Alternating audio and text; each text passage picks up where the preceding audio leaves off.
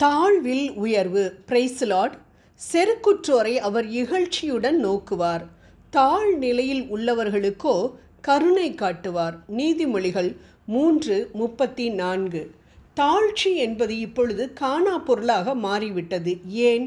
மேட்டிமையினால் உன்னதமான நிலையிலிருந்து அசுத்த ஆவிகளாய் பிசாசுகளாய் கீழே விழுந்த தேவதூதர்களின் ஆதிக்கத்தினால்தான். தெய்வ பக்தி குறைந்து தெய்வ பயம் என்பதே இல்லாமல் சாத்தான் விரிக்கும் வலையில் விழுந்து அவனுக்கு அடிமைகளாய் வாழ்ந்து கொண்டிருக்கக்கூடிய மக்கள்தான் அநேகர். அவன் மேட்டிமையினால் கீழே விழுந்ததால் தான் அடிமையாக்கி வைத்திருக்கும் மக்களை மனமேட்டிமையோடு வாழ தூண்டுகின்றான். விளைவு வீழ்ச்சி. எதில் வீழ்ச்சி?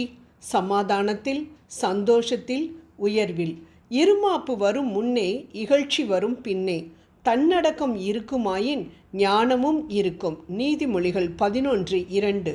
மனிதன் மனத்தாழ்வோடு இருந்தால் அவன் மட்டுமல்ல, அவனின் நாடே வளம் பெறும் என நாம் விவிலியத்தில் காண்கிறோம். எனது பெயரை போற்றிடும் என் மக்கள் சிறுமையுள்ள தங்கள் பாவங்களிலிருந்து மனம் வருந்தி இறந்து மன்றாடி என் திருமுகத்தை நாடினால் வானகத்திலிருந்து அவர்களது மன்றாட்டுக்களை கேட்டு அவர்கள் பாவங்களை மன்னிப்பேன், அவர்களது நாட்டுக்கு நலன் அளிப்பேன். 2 குறிப்பேடு 7:14. நமது நாடு வளத்தோடு இல்லை என்றால் அதற்கு காரணம் நாம் தான் என்பதை நாம் தேவன் தெளிவாக இதில் கூறுகின்றதை நாம் காண்கின்றோம். மனமேட்டிமையோடு இருப்பதற்கு நமக்கு என்ன தகுதி இருக்கிறது என்று யோசித்தோம் என்றால் ஒன்றும் இல்லை என்பதுதான் பதிலாயிருக்கும். நமது மேட்டிமைக்கு காரணங்களாகிய பதவி, அறிவு, திறமை, ஆளும் திறமை, அரசியல், செல்வாக்கு போன்றவற்றை நாம் பிறக்கும் பொழுதே கொண்டு வரவில்லை. மேலும் அது நிரந்தரமானதல்ல.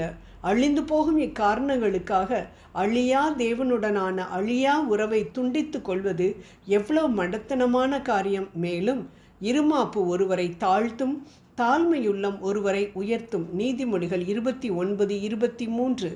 செருக்குற்றோரை அவர் இகழ்ச்சியுடன் நோக்குவார், தாழ்நிலையில் உள்ளவர்களுக்கோ கருணை காட்டுவார். நீதிமொழிகள் 3:34. ஆம் அன்பானவர்களே, வானத்தையும் பூமியையும் படைத்த நம் தேவன் நம்மை இகழ்ச்சியுடன் நோக்கினால் நாம் எந்த நிலைக்கு தள்ளப்படுவோம் என்பதை நினைத்து கூட பார்க்க முடியாது. அவர் தம்முடைய அடிமையின் தாழ்மையை நோக்கி பார்த்தார்.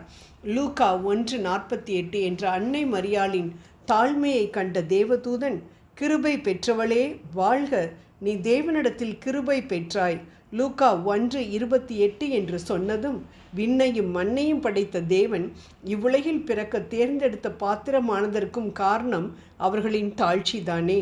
தாழ்மையை இயேசுவிடம்தான் நாம் கற்றுக்கொள்ள வேண்டும். நான் கனிவும் மனத்தாழ்மையும் உடையவன், ஆகவே என் நுகத்தை உங்கள் மேல் ஏற்றுக்கொண்டு என்னிடம் கற்றுக்கொள்ளுங்கள், அப்பொழுது உங்கள் உள்ளத்திற்கு இளைப்பாறுதல் கிடைக்கும். மத்தேயு 11:29.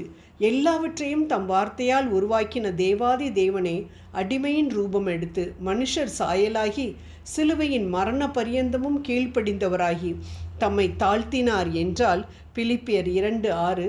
பிறக்கும்போது ஒன்றுமே கொண்டு வராத, இறக்கும் பொழுது எதையும் எடுத்து செல்ல முடியாத நாம் ஏன் பெருமை பாராட்ட வேண்டும்? பெருமையான எண்ணம் தலை தூக்கும் பொழுதெல்லாம் இயேசுவே நீர் உயர்ந்தவர், நான் தாழ்ந்தவன் என்று மட்டும் சொல்லி பார்ப்போமே. சண்டை போட தூண்டும் நம் வார்த்தைகள் மாறும், சூழ்நிலைகள் நிச்சயமாக மாறும். You alone are great lord என்று சொல்லும் பொழுது துதிகளின் மத்தியில் வாசம் செய்பவர், துதிக்கு பாத்திரர், துதியில் மகிழ்பவர் நமக்கு கொடுக்கும் நன்மைகள் ஏராளம். மற்றவர்களை விட நம்மை உயர்வாக நினைக்கும் பொழுது தேவனோடும் சக மனிதர்களோடும் உள்ள உறவுகள் பாதிக்கப்படுகின்றன. தவறுகளை ஒத்துக்கொள்ள பழகிக்கொள்ள வேண்டும். தெரியாமல் தவறு செய்துவிட்டேன் என்று தேவனிடம் சொல்லும் பொழுது பாவ மன்னிப்பை பெற்று மனம் லேசாகிறது. தேவனிடம் உள்ள உறவு புதுப்பிக்கப்படுகின்றது. மேலும் மனிதர்களிடம் உள்ள உறவும் மேம்படுகிறது.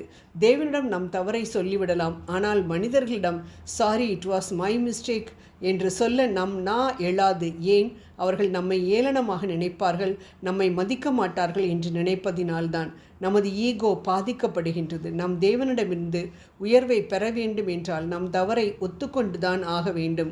தன் வாதத்தை பிறர் கட்டாயம் ஏற்றுக்கொள்ள வேண்டும் என்று வாதாடுவதை விட பிறரின் குற்றச்சாட்டுகளை நாம் கற்றுக்கொள்ள வேண்டிய பாடமாக எடுத்துக்கொண்டால் உறவுகள் மேம்படும். ஜெபம் செய்வோம். மகிமை பொருந்தியவரே, நான் எனது என்ற தன்னல நோக்கிலிருந்து விடுபட்டு உமக்கு முன்பாக நான் ஒரு தூசி என்பதை எப்பொழுதும் மனதில் கொண்டு வாழ எனக்கு கிருபை புரியும். ஆமேன்.